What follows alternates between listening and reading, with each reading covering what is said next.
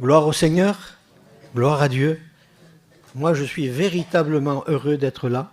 Je dis merci aux frères qui m'ont invité. J'aime cette église. Et je vous assure qu'elle est une référence pour moi lorsque je prêche ailleurs. Vous savez, on a besoin de modèles. Hein? Et quand une église se tient devant Dieu, elle devient un modèle. Elle devient une référence. Hein? Votre foi, disait l'apôtre Paul aux Romains, est connue dans le monde. L'Église de Rome, leur foi était connue dans le monde. Pourquoi? Parce qu'ils obéissaient jusqu'à la mort pour le Seigneur. Les lions, la reine ne leur faisaient pas peur, parce qu'ils avaient leur regard sur Jésus. Et dans ces temps difficiles, parce que nous vivons les derniers temps, vous savez que le Seigneur revient. Écoutez, aujourd'hui, il semblerait que les chrétiens sont endormis dans des églises, que même des serviteurs de Dieu, je le dis, hein, on dirait qu'ils n'attendent plus le retour du Seigneur. Mais le Seigneur revient. Il vient chercher son église. Et c'est pour cela qu'il ne faut pas se préparer aujourd'hui, il faut être prêt. Il faut être prêt parce que le Seigneur va venir enlever son église. Et c'est tellement important ça. Regardez ce qu'il est dit dans la parole du Seigneur. Vous savez, moi j'aime bien la parole de Dieu. La parole de Dieu, elle parle par elle-même. Lorsque les hommes parlent d'eux-mêmes, eh bien, ils disent beaucoup de bêtises. Mais quand on parle de ce qui est écrit, alors la parole de Dieu parle mieux qu'un homme. Parce que cette parole-là, elle est inspirée par le Saint-Esprit. Moi, je ne connais pas le besoin de vos cœurs, mais lui, il le connaît. Et au travers de ce que moi, je ne connais pas, et ce que je vais peut-être dire, il y a une parole qui te concerne. Il y a une parole pour toi. Amen. Gloire à Dieu. Regardez ce qu'il est écrit dans l'Épître aux Hébreux. Hein. Il est écrit au chapitre 3 et au verset 7. « C'est pourquoi, selon ce que dit le Saint-Esprit », là c'est le Saint-Esprit qui parle, et il dit « Aujourd'hui, si vous entendez sa voix, n'endurcissez pas vos cœurs. » Verset 14, « Car nous sommes devenus participants de Christ. » Verset 15, « Aujourd'hui, si vous entendez sa voix, n'endurcissez pas vos cœurs. » Chapitre 4, verset 7, « Dieu fixe de nouveau un jour, aujourd'hui, en disant, « Aujourd'hui, si vous entendez sa voix, n'endurcissez pas vos cœurs. » C'est cité 3 fois. Le Saint-Esprit le dit, Jésus le dit, et le Père le dit. L'importance d'avoir un cœur sensible à Dieu. Dans ces temps difficiles, dans ces temps où les soucis de la vie, l'invasion des soucis de la vie, viendraient, comme a dit le frère, mettre notre esprit ailleurs qu'ici.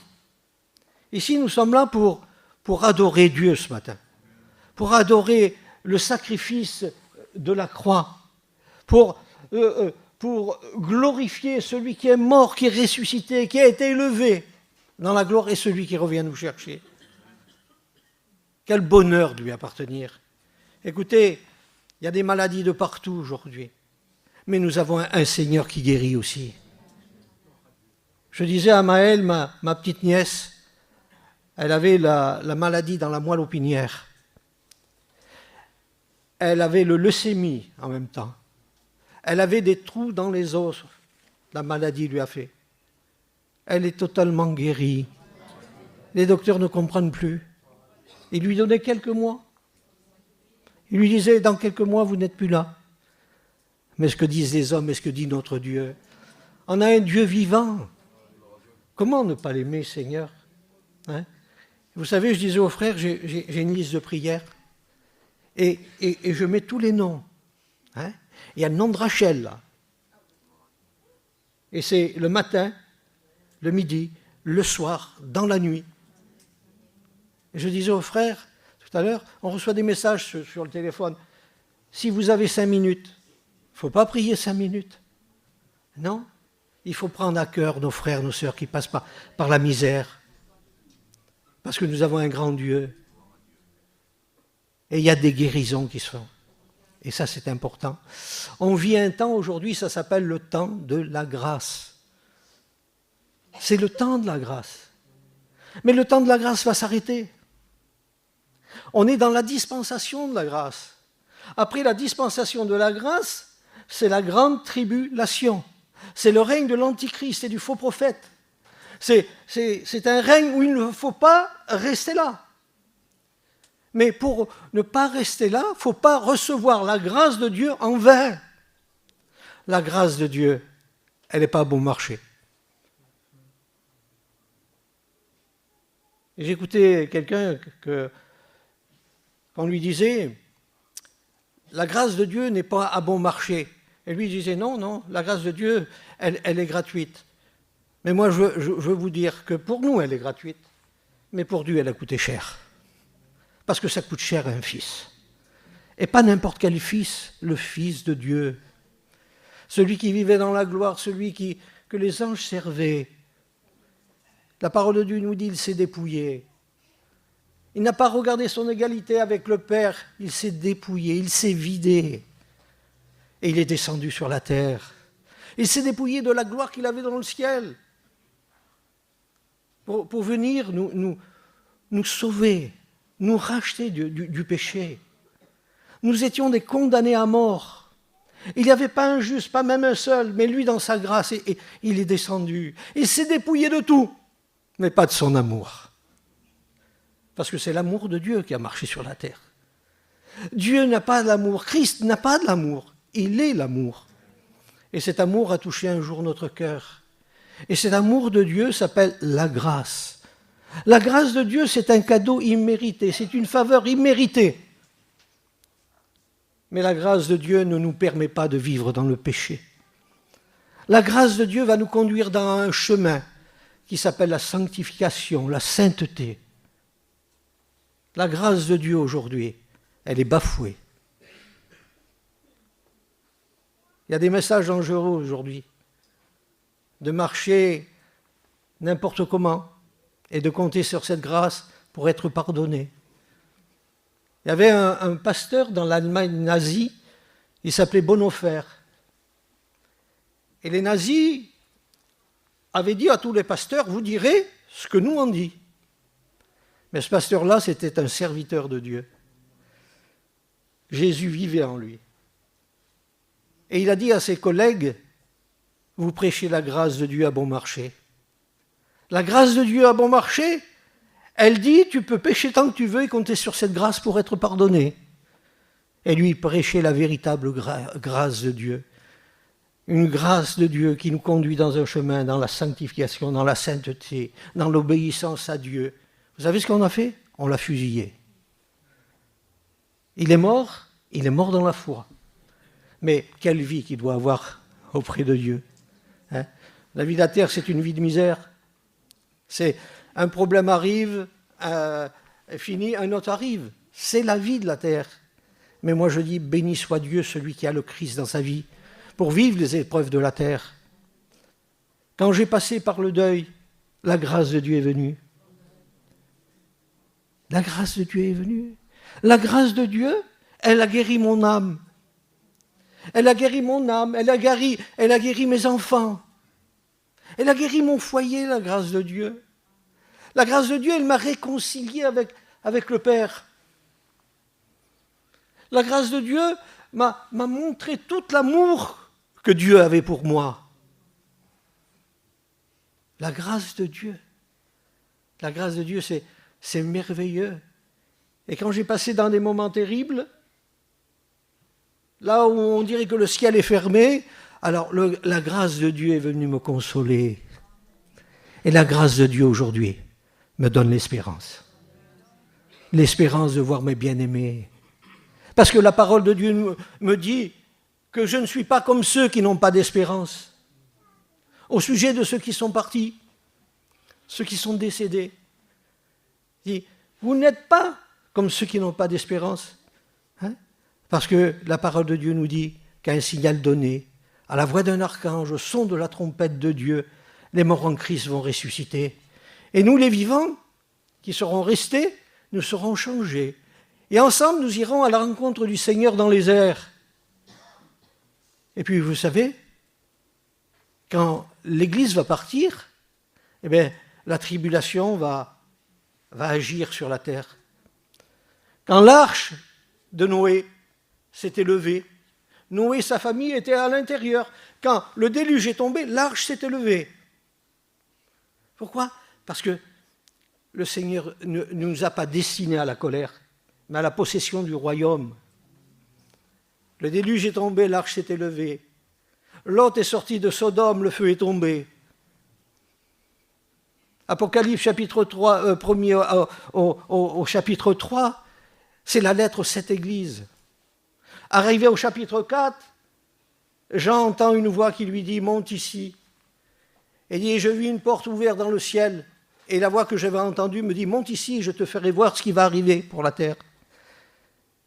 Et Jean va monter. Et puis, ce que Dieu va lui montrer après, c'est les fléaux qui vont tomber sur la terre. Quelle grâce d'avoir un Dieu puissant. Dieu ne nous a pas destinés à la colère, mais à la possession du royaume. Et ce jour, le jour du retour du Seigneur, si nous sommes chrétiens, il n'a pas à nous surprendre. Il dit pourquoi? Parce que nous sommes du jour. Nous ne sommes pas des ténèbres, mais nous sommes du jour. Et alors, au travers de tout ce qu'on voit aujourd'hui, au travers, vous savez, il n'y a même pas besoin d'être prophète. Vous regardez les informations, ce qui se passe. Vous savez, pour le retour du Seigneur, il y a des signes pour Israël. Il y a des signes pour l'Église.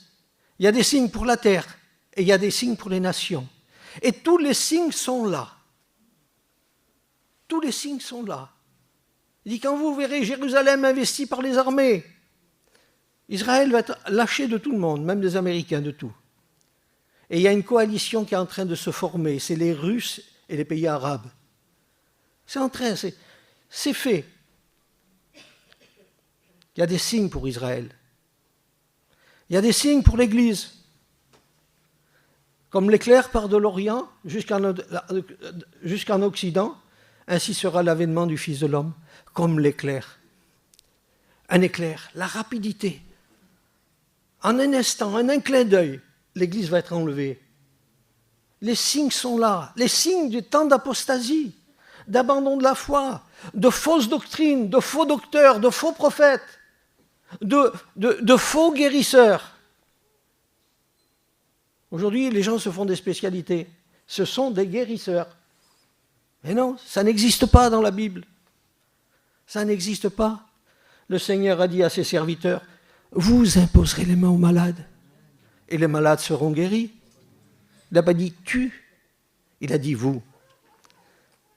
Ce serait terrible s'il n'y avait qu'un seul homme ou deux hommes. Hein? Mais je crois que les frères ont vu des miracles. Pourquoi? Parce que ce sont des serviteurs de Dieu qui prêchent la parole de Dieu et qui vivent la parole de Dieu surtout. Et c'est ce qui est important. Il y a des signes pour la terre. Regardez les tremblements de terre. Regardez l'Espagne. En grand titre, vision apocalyptique. Tremblement de terre, famine. Tout ça arrive. Et le signe pour les nations. Une nation s'élèvera contre une nation, un royaume contre un royaume. Le monde est prêt à se faire la guerre. Mais le Seigneur ne nous a pas destinés à rester là, mais d'être auprès de lui. D'être auprès de lui. Et ça, c'est important. C'est tellement important. Regardez, on va lire un texte dans l'Épître aux Romains, au chapitre 13.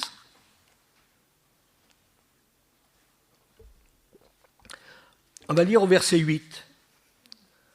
Ne devez rien à personne, si ce n'est de vous aimer les uns les autres, car celui qui aime les autres a accompli la loi. Ne devez rien à personne, c'est-à-dire, n'ayez de dette envers personne, envers les humains. Mais il y a quand même une dette que nous avons, c'est de nous aimer. La dette que le Seigneur nous réclame, c'est de nous aimer les uns les autres, comme lui nous a aimés. Le Seigneur dira dans sa parole, tu aimeras ton Dieu de tout ton cœur, de toute ton âme, de toute ta force et de toute ta pensée, et ton prochain comme toi-même. Alors Seigneur, je dois aimer mon Dieu de tout mon cœur, de toute mon âme, de toute ma force, de toute ma pensée. Ça veut dire, aime-le sans limite à lui. À lui, je l'aime sans limite. Mais il dit, ton prochain, aime-le comme toi-même. Il y a une limite pour le prochain, aime-le comme toi. Pourquoi? On s'aime bien, nous. On prend soin de nous. Alors si on prend soin de notre prochain, comme on prend soin de notre propre vie, eh bien, on va aimer notre prochain. On n'aime pas se faire du mal. On s'aime bien. Alors c'est important. Mais celui qu'on doit aimer de tout notre cœur, c'est le Seigneur. Et plus on aimera Dieu, plus on aimera notre prochain. Ça, c'est une dette d'amour.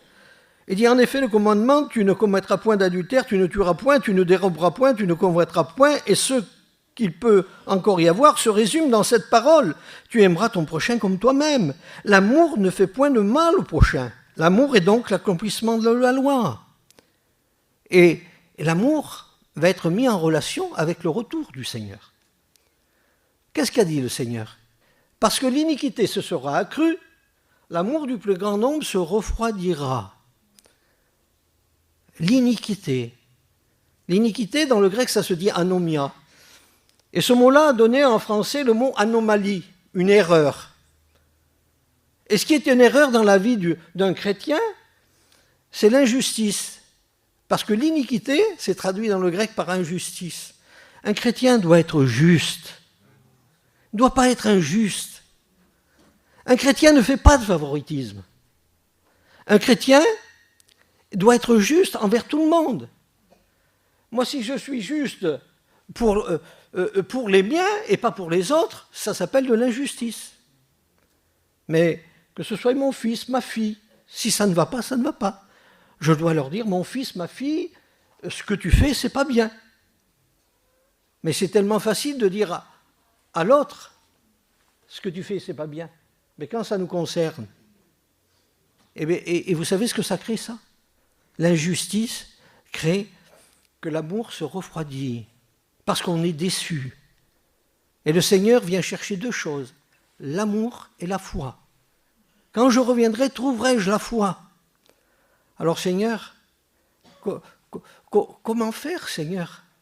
Eh bien Seigneur, c'est de m'approcher de toi. Seigneur, c'est d'obéir davantage. C'est de vivre une vie de Dieu. Pas une vie à moitié, mais une vie complète avec Dieu. Seigneur, aide-moi à vivre la vie avec toi. Vous savez, le Seigneur nous a donné le Saint-Esprit. Et le Saint-Esprit nous conduit. Nous conduit dans quoi? Dans toute la vérité. Parce que la grâce, mes frères et mes sœurs, elle est liée à la vérité. Hein? Quand Jésus, la parole de Dieu nous dit, au commencement était la parole, et la parole était avec Dieu, et la parole était Dieu. Et puis, elle est venue, habiter parmi nous, pleine de grâce et de vérité. On ne peut pas séparer la grâce de la vérité. On ne peut pas séparer la grâce de l'amour. On ne peut pas séparer la grâce de la sainteté. Un chrétien, c'est quelqu'un qui vit et qui recherche la sainteté. Un chrétien, c'est celui qui recherche les choses d'en haut. Et moi, mes frères, mes sœurs, je vous exhorte à rechercher les choses d'en haut. Où Christ est assis à la droite de Dieu. Pourquoi? Parce que notre âme, notre vie, la parole de Dieu nous dit, elle est cachée dans les lieux célestes. On est caché en Christ. Notre vie est avec lui. Et la parole de Dieu nous dit que quand Christ va paraître, on va paraître aussi. Mais pourquoi on a alors tellement de difficultés sur la terre? Parce que notre corps attend la rédemption. Notre âme a été rachetée. Mais notre corps attend la rédemption qui se fera quand le Christ va revenir, quand Jésus va revenir. Et qu'on nous rend un corps glorieux. Parce que ce corps-là, il n'hérite pas le royaume des cieux. Ni la chair, ni le sang. Mais c'est un corps glorieux. Un corps qui ressemblera à Jésus, qui va partir au ciel. Et pendant qu'il y aura des tribulations sur la terre, vous savez où on est, nous? On est au tribunal de Christ. Ça fait peur, le tribunal. Le mot tribunal, il fait peur aux gens. Personne n'aime aller au tribunal. Mais dans le terme grec, dans le grec, c'est un jury. Un jury de récompense. Et puis quand on sera au tribunal de Christ, on sera dans un corps semblable à celui de Jésus. Alors Jésus se serait trompé, dira attention, moi je me suis trompé, toi retourne dans ton corps. Non, non, le Seigneur ne se trompe pas. au tribunal de Christ, on est dans un corps glorieux. Et après le tribunal de Christ, tribunal de récompense, on va aux noces de l'agneau. On va aux noces de l'agneau. Là où le Seigneur a tout préparé. Nos bien-aimés qui nous ont quittés aujourd'hui, mais ils ne sont pas dans la demeure. Ils sont dans le jardin, ils sont dans le paradis. Dans la demeure, on y rentre tous ensemble. C'est le final. Et on va rentrer ensemble dans la demeure du Seigneur et être à la table de l'agneau.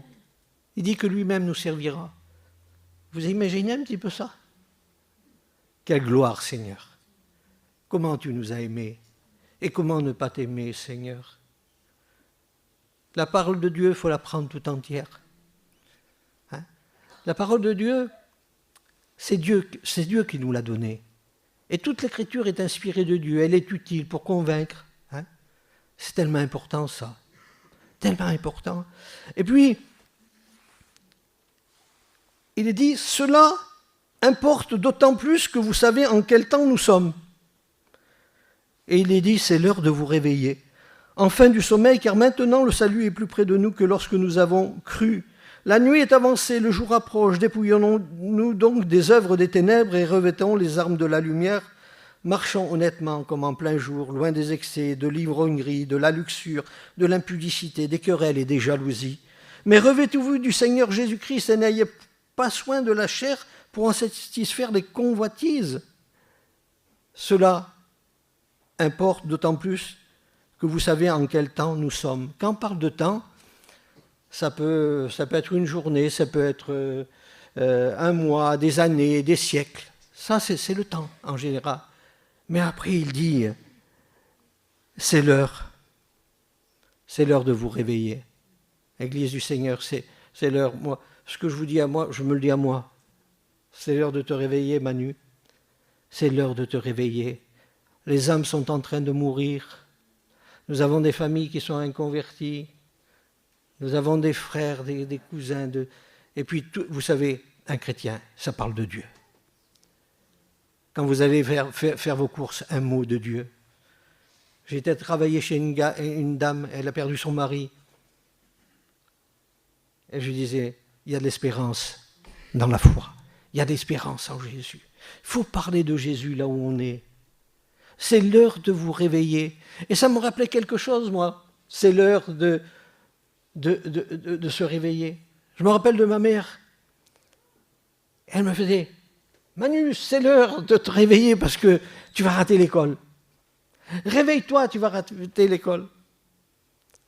Et puis, après, on devient grand. Mais c'est la femme qui nous dit, hey, réveille-toi, tu vas rater le marché, là. Hé, réveille-toi, tu vas rater le train. Réveille-toi, tu vas rater l'avion. Mais on peut rater l'école, on peut rater le marché, on peut rater le train, on peut rater l'avion. Mais ce qu'il ne faut pas rater, c'est le retour de Jésus. Il faut partir, mes frères et mes sœurs, il ne faut pas rester là. C'est tellement important de dire, Seigneur, moi je veux être avec toi. Il faut que ça boue dans notre vie. Il faut que ça boue. Ne venons pas à la réunion parce que c'est la réunion. Et puis, comme il a dit le frère, des fois on est sur le banc. Ça m'est arrivé. Hein. Des fois, tellement de soucis, on est là, on n'écoute plus. On est dans nos pensées. Mais moi, je veux rendre mes pensées captifs à l'obéissance de Christ. Le Seigneur te dit, ce matin, tu dois être présent. Parce que ce matin, c'est l'adoration à Dieu. C'est lui ouvrir notre cœur. Seigneur, je t'ouvre mon cœur. Tu sais ce que mon cœur a besoin. Et je dis souvent, derrière un sourire, il peut y avoir une tristesse immense dans le cœur. C'est bon, mes frères et mes sœurs, de se visiter. C'est bon d'avoir la communion fraternelle. C'est bon, c'est tellement bon de voir une église unie et non pas divisée. C'est bon de voir des prédicateurs qui prêchent la véritable grâce, le véritable évangile. Pas un évangile à l'eau de rose, non, mais l'évangile qui appelle le péché, péché, qui appelle le pardon, pardon. C'est tellement important tout ça. La grâce, elle a coûté cher au Seigneur. Déjà, c'est une grâce, mes frères, qu'on le sert. C'est une grâce. C'est une grâce de servir Dieu. Le plus beau cadeau après le salut, parce que le plus beau des cadeaux, c'est d'être sauvé. C'est pas de prêcher. Mais après d'être sauvé, le plus beau des cadeaux, c'est de le servir. C'est de parler de lui, de témoigner de lui, de travailler pour lui, de dire « Seigneur, je veux faire quelque chose pour toi ». Et vous savez, le Seigneur nous donnera selon nos capacités. Moi, je ne suis pas capable de faire ce que fait René. Et j'en connais pas beaucoup. C'est un frère qui va en Russie, en Sibérie, je ne sais pas comment il fait. Mais le Seigneur l'a qualifié pour ça. Pourquoi? Parce qu'il connaît nos capacités. Dieu nous a donné à chacun de nous une fonction. Et que nous puissions faire valoir ce que le Seigneur a mis dans notre cœur. Chrétien, chrétienne, ne te sens pas inutile. Ne te sens pas inutile. L'ennemi de ton âme te pointera toujours du doigt et te dira, toi tu es inutile. Tiens, regarde la sœur, elle prie bien, la sœur, elle fait ceci, elle fait cela. Mais le Seigneur, il se sert de toi. Ceux qui font la mécanique, si vous avez un tout petit boulon, et vous prenez une clé comme ça, ça ne marche pas. Il faut la clé qu'il faut. Et le Seigneur, lorsqu'il y a un besoin, des fois, il ne va pas envoyer le prédicateur, il va envoyer un chrétien. Parce qu'il va y avoir peut-être plus d'ouverture, des choses qu'on n'osera pas dire au prédicateur, on va se le dire entre frères et sœurs.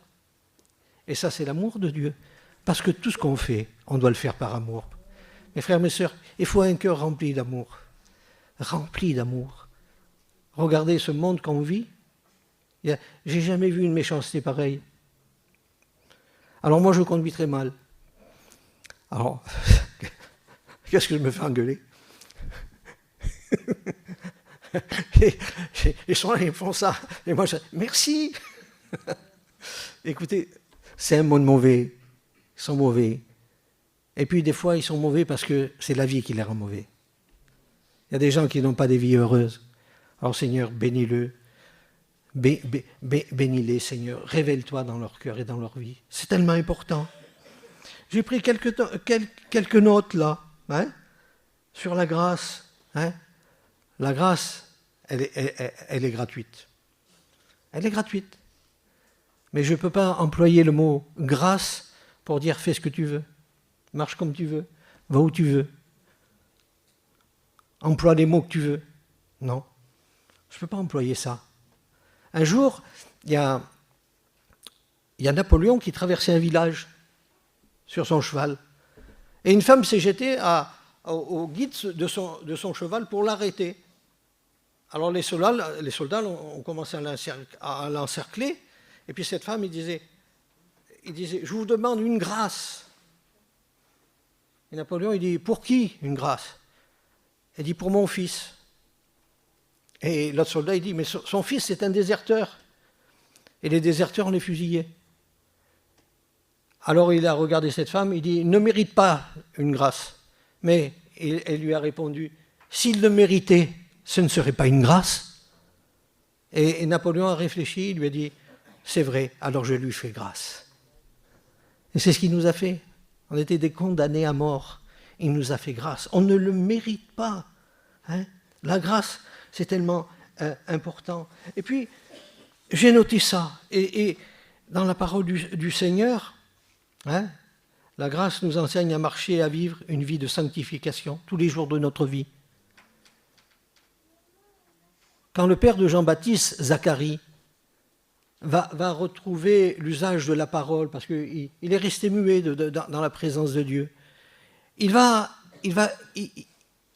écrire un cantique qui est appelé le cantique de Zacharie. Et dans ce cantique, regardez ce qu'il est dit. Luc chapitre 1, verset 67. Zacharie, son père de Jean-Baptiste, fut rempli du Saint-Esprit.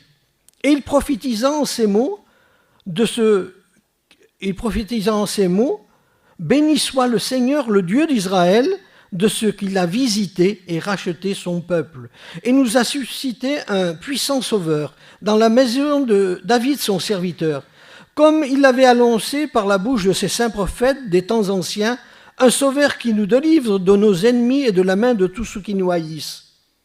Et au verset 74, il dit « de nous permettre, après que nous serions délivrés, de le servir sans crainte. » Donc il dit, rempli du Saint-Esprit, Dieu nous a visités, Dieu nous a suscité un puissant sauveur, un sauveur qui nous délivre. Et ce sauveur, c'est Jésus, qui nous a apporté le salut. Et il nous est dit, après que nous soyons délivrés, après que nous ayons été sauvés, nous devons le servir sans crainte de l'ennemi, sans crainte des hommes. Et il est dit de le servir sans crainte, en marchant devant lui dans la sainteté et dans la justice tous les jours de notre vie. Ça, c'est la grâce. Ça, c'est la véritable grâce. Je suis sauvé, mais après, je dois marcher, je dois servir le Seigneur sans crainte, mais je dois marcher dans la justice et dans la sainteté. Pour 3 jours, 10 jours, 1 an, 4 ans, 20 ans, non, tous les jours de ma vie, jusqu'au retour du Seigneur. Quelle grâce, Seigneur, quelle grâce! Et regardez ce qu'il est dit. Hein? Alors j'ai pris des notes comme ça, j'ai dit, après le salut, par grâce, la marche dans la sanctification, tous les jours de notre vie.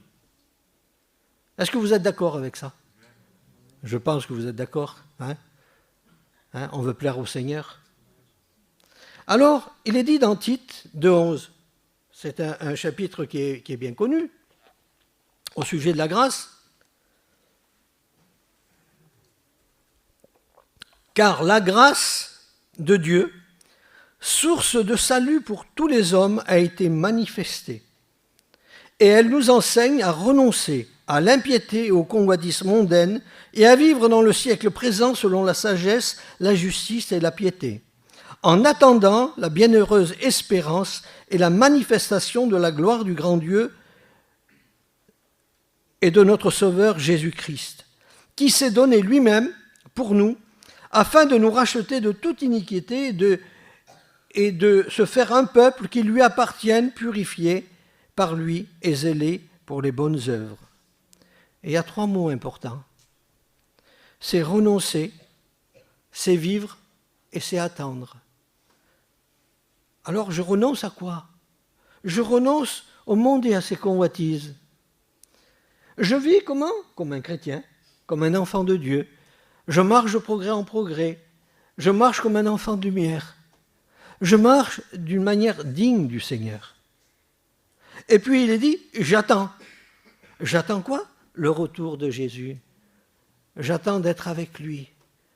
Alors Seigneur, vous savez ce que dit la parole de Dieu, que celui qui attend son retour se purifie lui-même comme lui-même est pur. C'est important de l'attendre. Seigneur, je veux attendre ton retour. Je veux attendre ton retour. C'est important.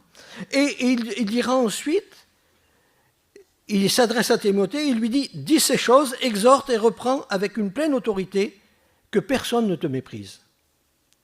Alors voilà ce que tu vas enseigner. Tu vas annoncer une vie de renoncement au péché, aux choses mondaines. Hein, celui qui aime le monde, l'amour du Père n'est point en lui, c'est écrit. Hein, n'aimez pas le monde ni les choses qui sont dans le monde, car celui qui aime le monde, l'amour du Père n'est point en lui. Le monde et ses convoitises va passer, mais il dit, mais celui qui fait la volonté de Dieu, il demeure éternellement. Alors comment c'est important, c'est Seigneur? Seigneur, moi je veux être dans ta volonté. Hein, parce que Seigneur, tu me fais tellement de bien. Et il va dire à Timothée, dis ces choses, exhorte et reprends avec une pleine autorité, que personne ne te méprise. L'apôtre Paul dit à Tite, il dit que la grâce de Dieu a été manifestée, ce qu'elle enseigne et ce que Tite doit enseigner. Voilà ce qu'il lui dit. Il lui dit, dis ces choses. C'est-à-dire, prêche la grâce, le don de Dieu, le cadeau immérité, et ce qu'elle enseigne, à marcher dans une vie de sanctification. C'est ce qu'il lui dit. Et dit, reprends. il dit, dis ces choses, et après il dit, exhorte. Exhorter, le mot exhorter, c'est le mot encourager.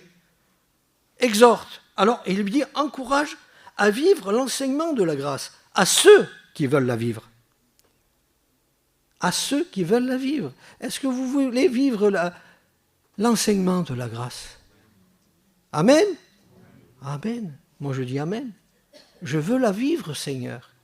Et des fois, même si c'est difficile, même que je souffre, Seigneur, mais je veux vivre cette vie. Parce que cette vie-là me conduit en haut. C'est important. Alors il dit, et après il dit, reprends. De l'exhortation, il dit, reprends. Et reprends ceux qui rejettent et qui prêchent l'enseignement de la grâce, en refusant de vivre une vie de sanctification, de mise à part pour le Seigneur Jésus-Christ, qui est notre source de salut. Il dit, reprends ceux qui ne veulent pas vivre et qui prêchent une grâce à bon marché, une grâce qui n'est pas la grâce. Et puis il dit, avec une pleine autorité. Quelle est cette autorité? C'est celle que donne la parole de Dieu. Une autorité spirituelle et non pas une autorité charnelle. C'est important. Et lui dira que personne ne te méprise. Hein? Et là, c'est un impératif. Dans le grec, c'est un impératif. Périphéro, c'est un impératif. Et il veut dire impératif qui exprime, comme en français, un ordre qui doit être exécuté par celui qui la reçoit de la part de l'autorité qui le lui demande. C'est important, ça. Il dira, prêche, que personne ne te méprise si tu prêches la grâce. Non. Si tu prêches la vérité dans l'amour, si tu prêches la véritable grâce, ben, que personne te méprise, parce que tu as l'autorité de réfuter les contradicteurs, de leur faire fermer la bouche. Tu as l'autorité que te donne la parole de Dieu. Il ne faut pas se taire devant celui qui combat les vérités bibliques. Mais il faut défendre la parole de Dieu. Il faut se mettre du côté de Dieu. Vous comprenez, c'est tellement important. C'est tellement beau. Et regardez ce qu'il est dit dans l'Épître aux Romains. Romains chapitre 6 et verset 15. Vous savez, savoir lire, c'est savoir lire aussi les ponctuations. Alors, il est dit, quoi donc? Et là, il y a un point d'exclamation. C'est un cri qui sort du cœur de l'apôtre Paul. Il dit, quoi donc? Pécherions-nous parce que nous sommes non sous la loi, mais sous la grâce? Et là, c'est un point d'interrogation. Et il dira, loin de là. Un point d'exclamation. Non.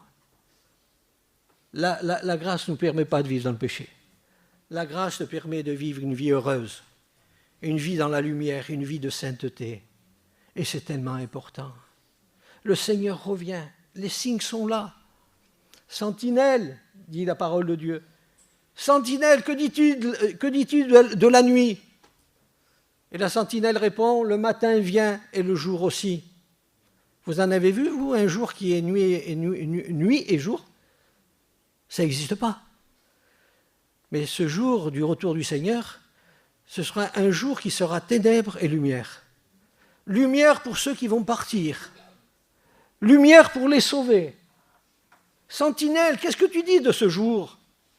Moi, je dis une chose. Eh bien, c'est que les enfants de lumière, les enfants de Dieu, les chrétiens, les véritables, qui aiment Dieu de tout leur cœur, de toute leur âme, eh bien, ceux-là vont partir dans la lumière. Mais ceux qui auront triché, ceux qui auront porté des masques, ceux qui auront été contre la volonté de Dieu, ceux qui auront été livrés dans l'Église, parce que ça, vous savez où se trouve livré? Il est dans le champ de Dieu. Et il le sème dans la maison de Dieu. Vous savez qu'il y a des prédications, il y a des commentaires après les prédications, et c'est les plus dangereux. C'est quand les chrétiens s'enseignent eux-mêmes. Oui, t'as vu ça? T'as vu ce qu'il a dit? T'as vu? C'est des contres. C'est pas bon, ça. C'est pas bon. Si Dieu a établi des serviteurs, vous sauriez pas... J'arrêtais tellement heureux d'être un chrétien, d'écouter la parole de Dieu, de faire mon petit travail pour Dieu et être tranquille. Mais non, Dieu a choisi ses serviteurs. Et Dieu nous a choisis et c'est par grâce. C'est par grâce. Galates 1,15. Mais lorsqu'il a plu à celui qui m'a mis à part dès le sein de ma mère et qui m'a appelé par sa grâce à le servir. On le sert par grâce, on est sauvé par grâce. On l'aime parce que sa grâce a touché nos cœurs. C'est tellement important ça, Seigneur. Hein? C'est tellement important de dire, Seigneur, je vais vivre la véritable grâce. Et peut-être tu as besoin d'une grâce ce matin. Et je sens le Seigneur, tu as peut-être besoin d'une grâce ce matin.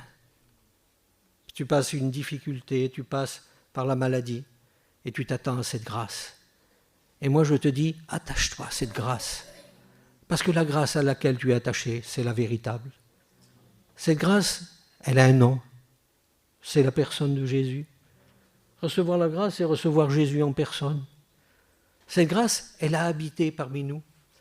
Il dit, elle est venue chez les siens, et les siens ne l'ont pas reçue. Mais dans le grec, c'est le mot katalambano qui veut dire « ils ne l'ont pas compris ». Ils ne l'ont pas compris. Il faut que tu comprennes quelle grâce, quel amour le Seigneur t'a aimé. C'est tellement aimé, et c'est tellement fort. Vous savez, aux yeux de Dieu, chaque chrétien, chaque chrétienne est comme une pierre précieuse. Comme une pierre précieuse. Il dit, il nous compare à des pierres précieuses rejetées des hommes, mais précieuses devant Dieu. Le chrétien, c'est une pierre précieuse. Et quelle est la pierre la plus précieuse? C'est le diamant. Et le diamant vient d'un mot grec, adamas, qui veut dire invincible. Un chrétien, c'est quelqu'un d'invincible quand Dieu est dans sa vie. Il est intouchable. Le diable et tous ses démons ne peuvent rien contre lui. Un chrétien, ce n'est pas quelqu'un de faible, c'est quelqu'un de fort. Parce que la divinité habite notre cœur. Vous savez, on chante ce cantique, « Je n'ai besoin de rien, car en lui j'ai tout trouvé ». Et lui, il nous regarde comme des pierres précieuses. Vous savez, quand le sacrificateur rentrait dans la présence de Dieu, il y avait ces pierres-là qui étaient... Alors il y avait des pierres, il y avait du diamant, il y avait des pierres précieuses, semi-précieuses, et des pierres qui n'avaient aucune valeur, de l'onyx. Ça n'a pas de valeur. Mais l'important, c'était quoi? C'était que chaque pierre soit sur le cœur du sacrificateur. Et quand il rentrait dans la présence de Dieu, eh bien, Dieu aimait toutes ces pierres. Il les aimait toutes. Et vous savez la particularité du diamant? Comment on reconnaissait le vrai du faux? Aujourd'hui, on a des lasers, des trucs comme ça, c'est sophistiqué. Mais avant, autrefois, pour reconnaître un vrai diamant, on le prenait et on le mettait au fond d'une bassine d'eau. Au fond, tout au fond. Et le vrai diamant, il brille. Il brille au fond de l'eau, tandis que le faux, non. Parce que le diamant, il a une particularité, il emprisonne la lumière. Et il reflète cette lumière dans l'eau, au fond de l'eau. Et un chrétien, quand il est dans l'épreuve, quand il est au fond, quand il est à terre, il brille encore. Ça brille, un chrétien. Et vous savez une chose, le diamant, il raye toutes les pierres. Avec un diamant, vous rayez toutes les pierres qui existent dans le monde. Mais le diamant, il est rayé que par lui-même. Pour rayer un diamant, il faut un autre diamant. Mais ça me parle, ça. Et aucune pierre ne peut le rayer à lui. Il n'y a qu'un diamant. Vous savez ce qui fait mal? C'est quand un frère nous fait du mal. Quand une sœur nous fait du mal. Un inconverti, il ne connaît pas Dieu. Ça glisse, il ne connaît pas le Seigneur. Il est aveugle. Parce que le Seigneur nous dira dans sa parole, souvenez-vous de ce que vous étiez. Et je dois me souvenir que je ne connaissais pas Dieu, que je vivais ma vie comme bon me semblait. Mais quand j'ai rencontré le Seigneur, ma vie a changé, m'a éclairé. Et quand je vois un inconverti, eh ben, je vois qu'il est captif du péché, que j'étais comme lui. Et puis, même s'il m'insulte, même ce qu'il me dit des choses désagréables, ça va glisser sur moi. Pourquoi? Parce qu'il ne va pas me rayer, c'est un inconverti. Mais quand c'est un frère, quand c'est une sœur qui a des mots qui ne sont pas à la gloire de Dieu, ça fait mal. Ça fait mal quand un frère vous fait du mal. Le diamant n'est rayé que par le diamant. Alors, que nous ne soyons pas des diamants qui se rayent les uns les autres, mais que nous soyons des diamants qui se font briller les uns les autres. Vous savez avec quoi on redonne l'éclat au diamant lorsqu'il ternit? Eh bien avec du diamant. On prend du diamant, on le met en poussière, et on prend de l'huile d'olive. Et puis on prend cette poussière de diamant avec l'huile d'olive, on va vers l'autre diamant qui a perdu son éclat, et on le frotte. On le frotte, on le polit, et il reprend sa couleur identique, la couleur qu'il avait lorsqu'il a été façonné, taillé. Mes frères, mes sœurs, il y a peut-être des frères qui ont perdu l'éclat à cause des épreuves de la vie. Alors, prenez vos frères, prenez-en soin, faites briller vos frères avec le Saint-Esprit dans votre vie. C'est tellement important. Vivez une vraie grâce de Dieu. Si Dieu m'a fait grâce, je dois être quelqu'un qui fait grâce à l'autre. Je dois pardonner celui qui m'offense. Parce que la grâce et le pardon, c'est lié. Et si je vous prêche ce matin une grâce sans la vie de sanctification, c'est comme si je prêcherais un pardon sans repentance. Ça n'existe pas dans la Bible. Jésus a dit « Je suis la porte ». Mais la clé, ça s'appelle la repentance. Et quand un pécheur vient et se repent, eh bien la porte s'ouvre. La porte de la grâce. C'est tellement important. Est-ce que tu veux vivre cette grâce? Est-ce que tu veux travailler pour Dieu? Parce que la grâce ne nous laissera pas sans rien faire, non. Non. La grâce nous appellera toujours à travailler de plus en plus pour le Seigneur, d'aller de l'avant avec le Seigneur. Et même si on voit des choses qui nous déçoivent, même des choses qui nous blessent, alors restons attachés à la parole de Dieu. Moi j'aime bien, je le répète, j'aime bien cette église parce que je sais que vous aimez la vérité. Vous savez, quand on rentre dans une église, on sent la bonne présence du Seigneur. Mais malheureusement, il y a des églises, je vous le dis avec vérité, on sent plutôt la mondanité que la présence de Dieu. Et c'est vrai. C'est vrai ce que je vous dis. Et ce n'est pas étonnant parce que le Seigneur nous a dit qu'il y aura des temps d'apostasie, des temps d'abandon de la foi. Le Seigneur dira, sans moi, vous ne pouvez rien faire. Hein? Sans moi, vous ne pouvez rien faire. Mais le texte grec, il dit, éloignez de moi, vous ne pouvez rien faire. L'apostasie, c'est aussi un éloignement. Ce n'est pas simplement un abandon, mais c'est un éloignement. Et quand je suis éloigné du Seigneur, alors je ne comprends pas la parole du Seigneur. Je ne la comprends pas bien. Hein? Je ne comprends pas bien. Imaginez un petit peu que vous êtes au Mont des Oliviers et qu'on arrête Jésus là. Mais vous êtes au loin. Et puis vous regardez la scène de loin. Vous voyez tous les disciples qui s'en vont, qui partent de tous les côtés, qui s'enfuient. Et puis vous en voyez un qui arrive les bras ouverts comme ça vers Jésus, il le prend dans ses bras, il l'embrasse. Qu'est-ce que vous allez dire? Si vous voyez la scène de loin, vous allez dire, c'est lui qui l'aimait. C'est lui le bon disciple. C'est lui le bon chrétien. Eh non, vous vous auriez trompé parce que c'était Judas. Non, mais si vous êtes près, si vous êtes près de la scène, vous entendriez dire à Jésus, tu trahis le Fils de l'homme par un baiser. Vous comprenez? De loin, on voit mal les choses. Mais plus je me rapproche du Seigneur, alors plus j'entends battre son cœur. Hein? Il faut être près du Seigneur. Mets ta tête sur la poitrine de Jésus. Mets ta tête. Blottis-toi dans ses bras. Exprime-lui tes difficultés, tes souffrances, ta maladie, tout ce qu'il peut y avoir dans ton cœur. Et tu vas sentir la force de la grâce. Parce que la grâce, de Dieu, elle nous fortifie. Et c'est écrit. Il nous dit, fortifiez-vous dans la grâce toute puissance du Seigneur. La grâce, c'est Jésus. Alors quand ça ne va pas, Seigneur, je veux te serrer. Je veux être contre ton cœur, Seigneur. Je veux reprendre des forces. Parce que là, ce n'est pas un ange qui va te fortifier, non. Non, non. C'est le Fils de Dieu. C'est le Fils du Seigneur. Je ne voudrais pas être trop long. Écoutez, vous voulez qu'on loue le Seigneur? On loue le Seigneur. Ça ne sert à rien de parler des heures et des heures. Non. Vous avez compris une chose, c'est qu'il faut vivre la grâce. J'aurais pu vous parler de la grâce et de la loi, la grâce et la repentance, la grâce et le salut, la grâce et la communion, la grâce et la bénédiction, la grâce et la souffrance, la grâce pour se fortifier, la grâce dans nos foyers. Parce que tout ce que nous avons, nous l'avons obtenu par grâce.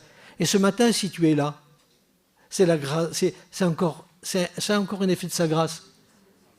Si je prêche la parole, que je suis encore debout aujourd'hui, c'est encore l'effet de sa grâce. Si mes frères qui passent des difficultés,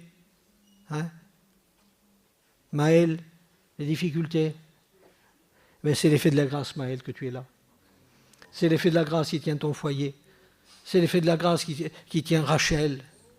Moi, je bénis le nom du Seigneur. C'est tellement important, mes frères, d'aimer la vérité. Aimer la vérité. Aimer la parole de Dieu. Lisez-la. Et que nos cœurs soient ouverts pour Dieu. Tu peux demander dans ton cœur, tu sais. Moi, je ne suis pas quelqu'un qui fait lever les mains. Non. Moi, ce que je demande, c'est que tu ouvres ton cœur à Dieu. Et tu dis, regarde mon cœur ce matin, Seigneur. Regarde mon cœur. Regarde peut-être la tristesse, aussi la joie de te servir. Parce que des fois, il n'y a pas que de la tristesse dans un cœur. Il y a la joie de servir Dieu. Regarde quelle joie, Seigneur. J'ai de t'adorer, de te servir. Alors ce matin, je veux bénir ton nom. Je veux te dire merci pour la croix. On chante ce cantique de la croix. La grâce coule. Comme un fleuve. De la croix, la grâce coule. Et cette grâce coule encore.